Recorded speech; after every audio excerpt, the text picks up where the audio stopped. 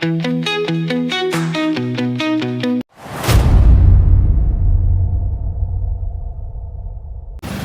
guys, hello mga guys, meron tayo rito ang customer. Ayan, Zontes.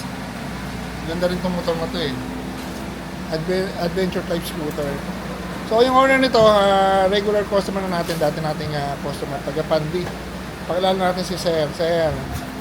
Dati mo Sir. Ano nga po name ni Sir? Raymond. Sir Raymond, taga Pandi Sir, no?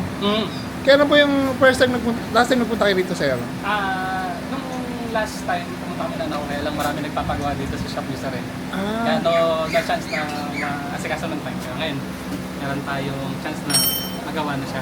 Oh, maluwang kayo Sir. Pero ano yung motor na nagawa po namin dati, yung motor niya Sir? Nag-start tayo sa Aerox, Click, at Vega. Dami na pala. Pati Vega Sir. Buhay pa yun Sir. Vega Force, mga ganun. Vega Force, Dati, yun ang usong mga Licambio. pinaporma ng mukhang sniper. Oo nga Sir. Baka may shoutout ka Sir. Shoutout sa family ko sa Victoria Laguna, sa mga kasama ko sa Mercury Drugs. Hello po. Saan? Mercury Drugs. Mercury Drugs si Sir. Hello po. Yung mga customer kami taga Mercury Drugs. Sige Sir, thank you Sir. Thank you Sir. So, yan yung motor ni Sir, Zontes G. Kinakabitan natin ng ito, Gold Runway. Sa kabusina na Hella, ayun, this one. Yan, pagka yung mga Gold Runway, may harness yan, plug and play na yan. Medyo mahirap lang dito magbaklas talaga. Nakakatakot. Pag di mo kabisado. Mga clip pala nito parang Honda Pat.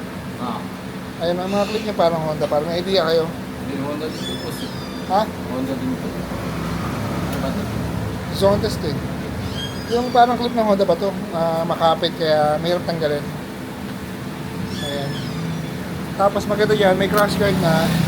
Sa akin itong model ng Gold Runway, clamp type talaga siya, wala siyang button na bracket.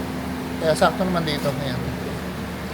Pili nyo lang kayo. Paano yung gusto nyo tuloy? Pabitin pa kayo. Yung busina, ba't malayo? Nag-bracket. Nasa baba. Ayan, busina medyo nasa baba. Saka yung ganitong motor, kabisado ni Pat baklasin, kaya huwag kayong mag-worry na magbabaklas kabisado na. So yun lang, balikan natin ito mamaya. Yan, dala tayo, naikabit na natin yung Gold Runway. Ito yung Gold Runway na G1. Yung Gold Runway na to, pagka pinatay nyo yung mga taspinon nyo, naka-dim na siya. Kaya dapat i-off nyo lalo sa mga gawing Region 1, bawal. Kaya yung lube, ganyan.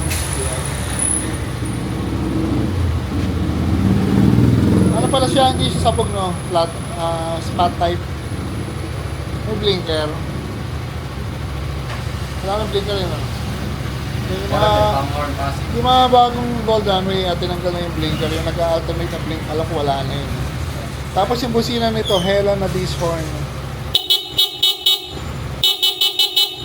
Masakit sa tenga Hella, matinis din. Pagka mga Hella ganyan, madaling i-install ito.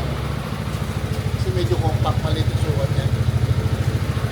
So, ginawa lang namin yung harness dyan, yung sa busina. Yun. Matagal lang talaga mag-install pagka ganito kasi masikip. Puno-puno siya parang kasi buong tinidor niya hanggang taas din eh. So, yun, na tayo rito. Zontes G 400 MO. Thank you.